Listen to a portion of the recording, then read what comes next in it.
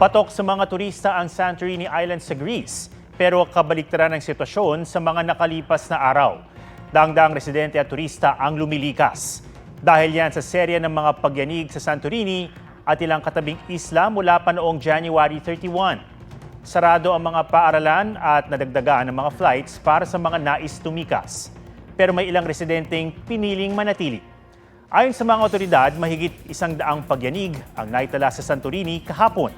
Ang pinakamalakas ay magnitude 4.9. May emergency rescue teams nang ipinadala sa isla. Sabi ng mga eksperto, posibleng magtagal pa ng ilang linggo ang mga pagyanig. Linduli ng Greece at maraming fault lines. May mga bulkan din at ang Santorini mismo nabuo dahil sa malakas na pagsabog noong 600,000 or 1600 BC. Pero wala raw kinalaman sa volcanic activities sa mga kasalukuyang pagyanig.